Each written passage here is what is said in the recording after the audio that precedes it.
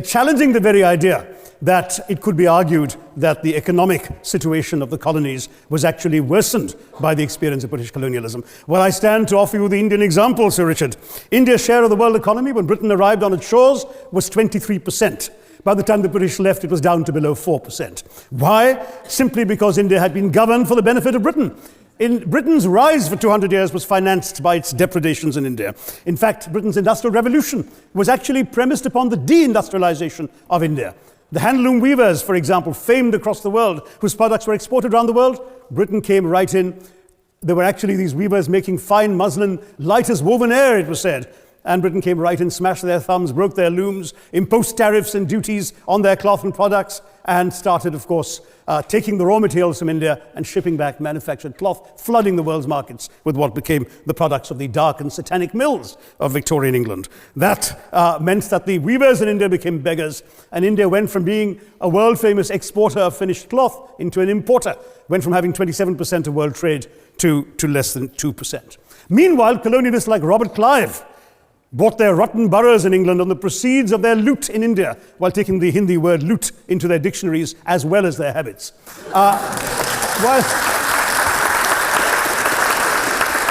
And the British had the gall to call him Clive of India, as if he belonged to the country, when all he really did was to ensure that much of the country belonged to him.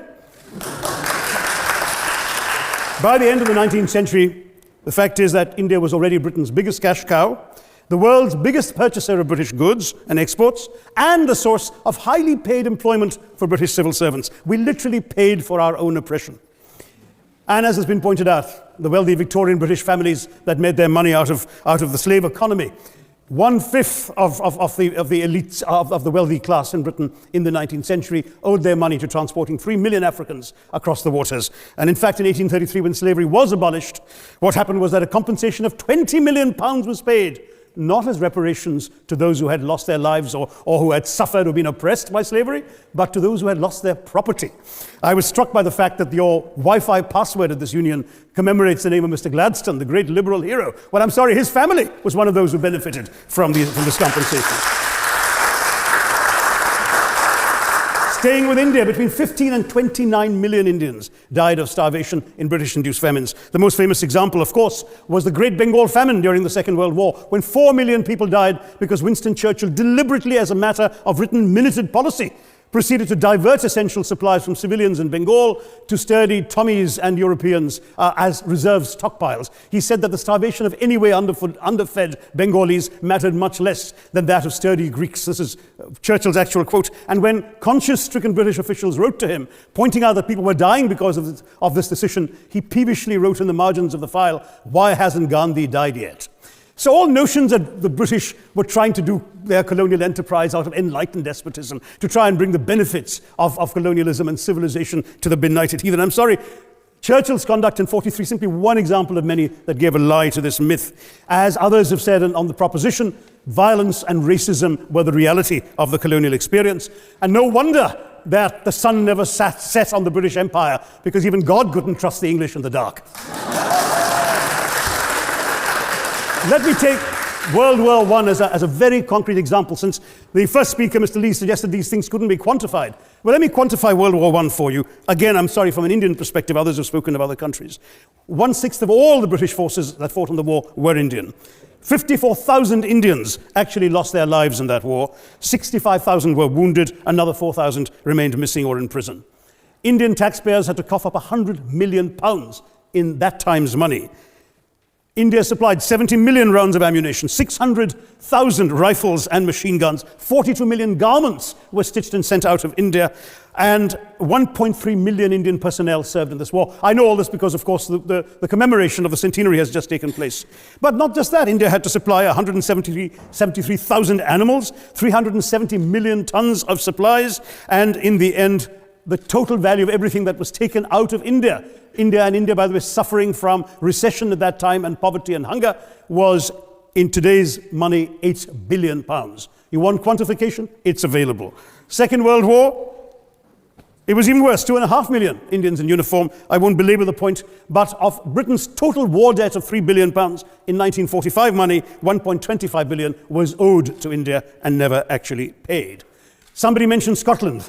Well, the fact is that colonialism actually cemented your union with Scotland. You know, the Scots had actually tried to send colonies out before 1707. They'd all failed, I'm sorry to say. But then, of course, came union, and India was available, and there you had a disproportionate employment of Scots. I'm sorry, Mr. Mackenzie has to speak after me.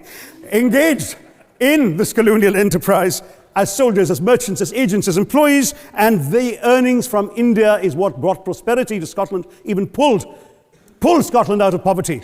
Now that India is no longer there, no wonder the bonds are loosening.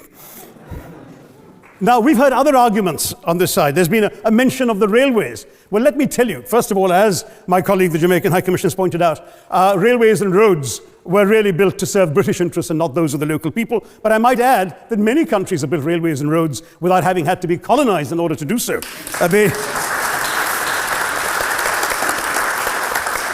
They were designed to carry raw materials from the hinterland into the ports to be shipped to Britain. And the fact is that the Indian or Jamaican or other colonial public, their needs were incidental. Transportation, there was no attempt made to match supply to demand for mass transport, none whatsoever.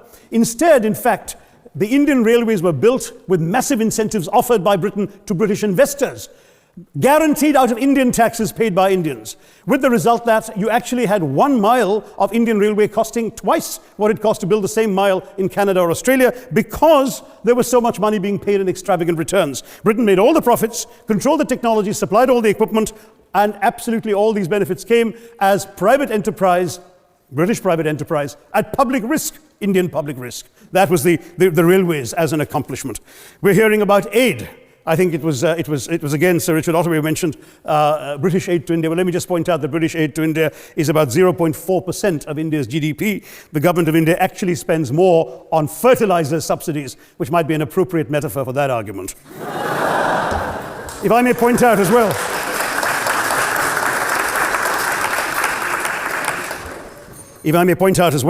that as my fellow speakers from the proposition have pointed out, there have been incidents of racial violence, of loot, of massacres, of bloodshed, of transportation, in India's case, even of one of our last Mughal emperor. Yes, maybe today's Britons are not responsible for some of these depredations, but the same speakers have pointed with pride to their foreign aid. You're not responsible for the people starving in Somalia, but you give them aid. Surely the principle of reparations for the wrongs that have been done cannot be denied. It's been pointed out, for example, the dehumanization of Africans in the Caribbean, the massive psychological damage that has been done, the undermining of social traditions, of property rights, of the authority structures of these societies, all in the interests of British colonialism. And the fact remains that many of today's problems in these countries, including the persistence, in some cases the creation of racial and ethnic and religious tensions, were the direct result of the colonial experience. So there is a moral debt that needs to be paid. Someone challenged reparations elsewhere. Well, I'm sorry, Germany doesn't just give reparations to Israel. It also gave reparations to Poland. Perhaps some of the speakers here are too young to remember the dramatic picture of Chancellor Willy Brandt on his knees in the Warsaw Ghetto in 1970. And there are other examples. There is Italy's reparations to Libya. There's Japan's to Korea. Even Britain has paid reparations to the New Zealand Maoris. So it's not as if this is something unprecedented or unheard of that's going to somehow open some sort of nasty Pandora's box.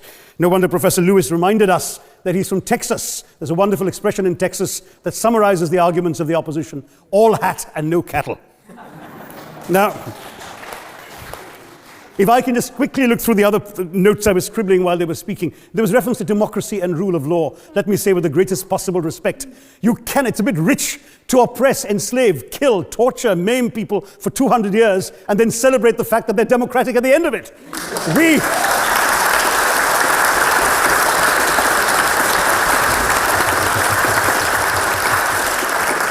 We were denied democracy, sir. We had to snatch it, seize it from you. With the greatest reluctance, it was conceded in India's case after 150 years of British rule, and that too with limited franchise.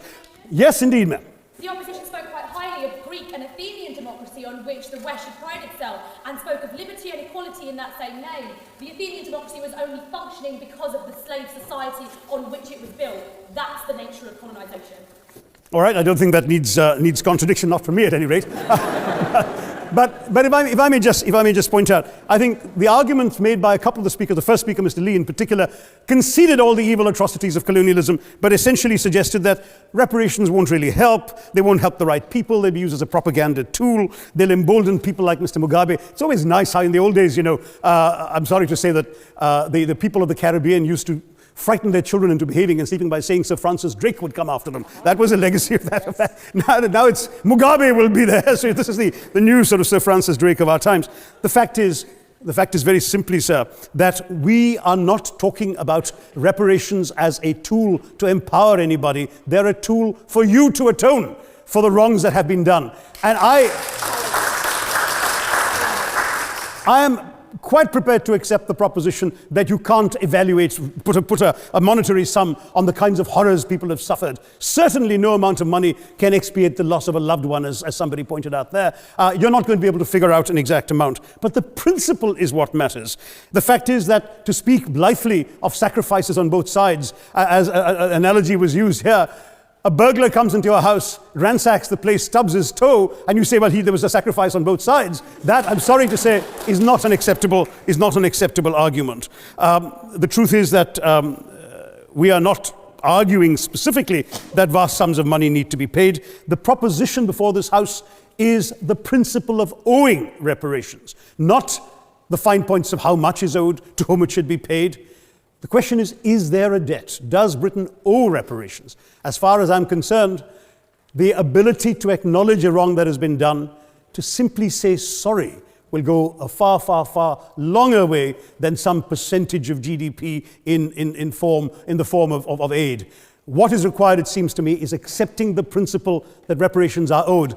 Personally, I'd be quite happy if it was £1 a year for the next 200 years after the last 200 years of Britain and India. Thank you very much, Madam President.